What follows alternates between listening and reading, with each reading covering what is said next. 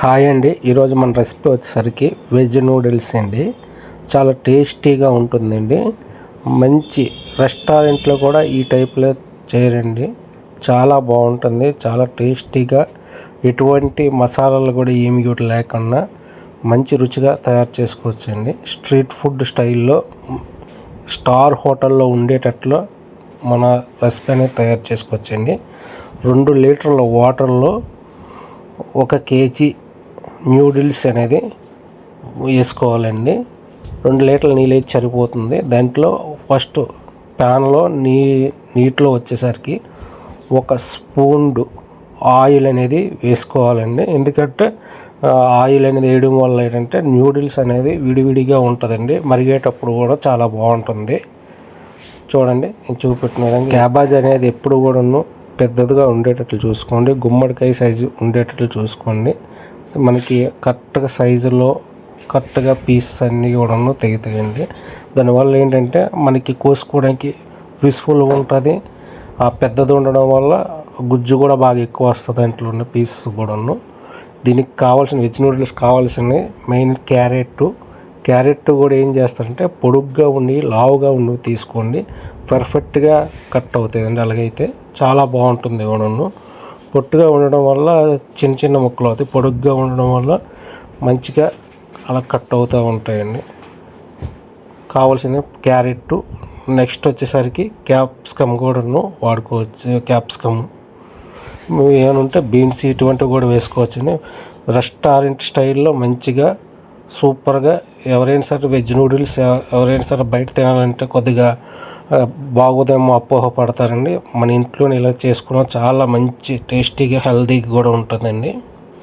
బయట ఎక్కడ కూడా ట్రై చేయాలన్న ఆలోచన లేని వాళ్ళే ఉంటే మిర్చి కూడా చిన్నది ఒక 3 నుంచి 4 దగ్గర మిర్చి తీసుకొని చిన్నగా కట్ చేసుకోండి.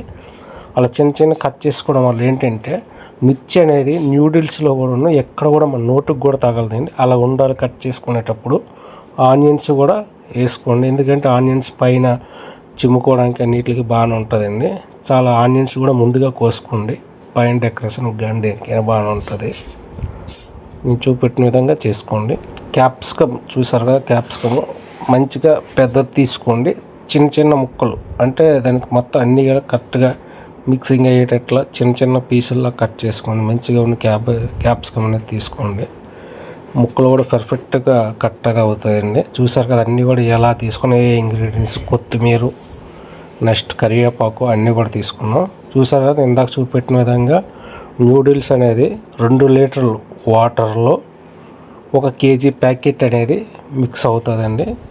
అదే బాయిల్ చేయాలి. నూడిల్స్ వేసాక 1 స్పూన్ ఆయిల్ కూడా వేయాలండి. ఇప్పుడు చూసారా, డ్రై చేస్తాం. నూడిల్స్ అనేవి ఉడికిపోయాక ఏంటంటే బొక్కలున్న జాలీలు ఏదైనా ఉంటే తీసుకొని దాంట్లో పూర్తిగా డ్రై అయినంత వరకు కూడా ఉంచుకొని దానిపైన వాటర్ కానీ ఆయిల్ కానీ ఏదో ఒకటి వేసుకోండి. ఎందుకంటే లూజుగా పొడిగా ఉండాలి కాబట్టి. చూస్తున్నారు కదా, 5 నిమిషాల పాటు అలా డ్రైన్ అయిపోయాక వాటర్ వేయకుండా డ్రైన్ అయిపోయాక ఒక ప్లేట్ ఏదైనా తీసుకొని దానిపైన అనేది కొద్దిగా జిమ్ముకోవడం వల్ల అదే వంపేసుకొని లూజ్ చేసుకొని లైట్గా ఆయిల్ చుక్క అనేది వేసుకోవాలండి.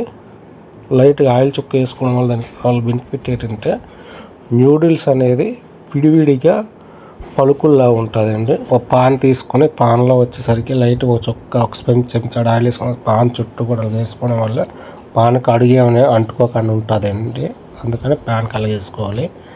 మనం ఇందాక కట్ చేసి కలుపుకున్న మొత్తం కలుపుకున్నాయి కదండి.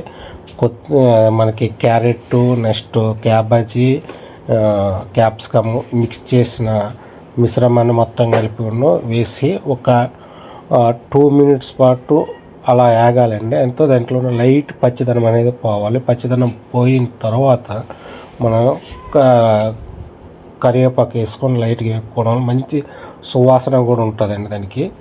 అందుకని కరివేపాకు కూడా వేయడం వల్ల చాలా మంచిది, ఆరోగ్యానికి కూడా మంచిది.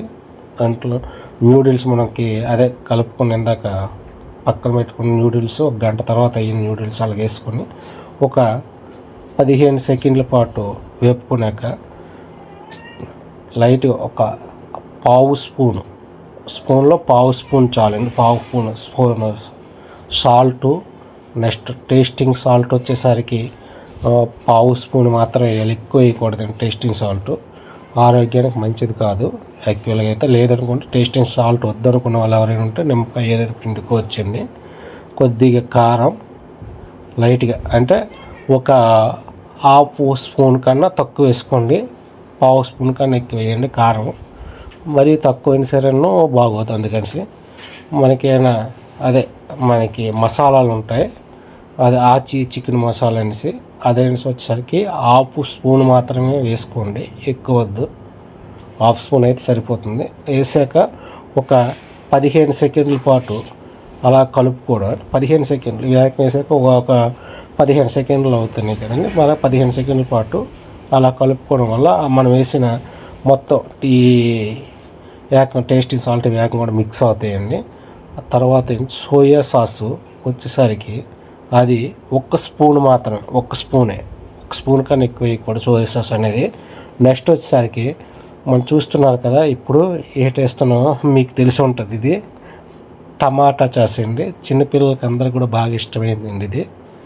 నెక్స్ట్ వచ్చేసరికి చిల్లీ సాసు కూడాను, టమాటా సాస్ ఒక స్పూను, చిల్లీ సాస్ ఒక స్పూను, మొత్తం కూడా మిక్స్ అయ్యేటట్లా బాగా కలిసేటట్లా అలా నేను చూపెట్టిన విధంగా కలిపేసుకోవాలి. కలుపుకున్నాక జస్ట్ ఒక 1 మినిట్ పాటు అలా కలుపుకుంటూనే ఉండాలి, లేదంటే కిందకి అడుగు పెట్టే అవకాశాలు ఉంటాయండి. ఎందుకనేసి అంటే అలా 2 మినిట్స్ అయ్యేసరికి చూసారా, మనం చూస్తున్న రెడీ అయిపోయింది మనకి న్యూడిల్స్ అనేది. ప్లేట్లో సర్వ్ చేసుకోవడం రెడీగా ఉందండి. ఆ టైంలో లైట్గా పుదీనా అంటూ వేసుకొని, అంటే మంచి సువాసన అన్ని రకాలుగా బాగుంటుంది పుదీనా అనేది. అందుకని లాస్ట్ దించడానికి ముందుగా ఒక 10 సెకండ్ల ముందుగా వేసుకొని అలా వేపుకోవాలండి. సర్వ్ చేసుకొని ప్లేట్లోకి రెడీ అవుతుందండి. చూసారు కదా, మంచి టేస్టీగా హెల్తీగా ఉండే న్యూడిల్స్ అండి. ఇంట్లోనే రెస్టారెంట్ స్టైల్లో మంచిగా ఎక్సలెంట్గా తయారు చేసుకోవచ్చు, సింపుల్గా అండి. మీకేమైనా ఈ వీడియో కనుక నచ్చితే ఒక లైక్ వేసి సబ్స్క్రైబ్ చేసుకోండి ఫ్రెండ్స్. ఎందుకంటే మీరు ఈ సబ్స్క్రైబ్ లైక్ చేయడం వల్ల మనకి ఇంత కామెంట్ కూడా పెట్టండి, ఇంకే వీడియో చేయాలి ఏంటనేది కావాలనుకుంటే. మంచి సూపర్గా ఉంటుంది బ్రదరు, ఇటువంటిది మన ఇంట్లో చేసుకోవడం చాలా బాగుంటుంది. మీకు ఎవరికైనా నచ్చితే ఒక లైక్ వేసి సబ్స్క్రైబ్ చేసుకోండి. Thank you all friends.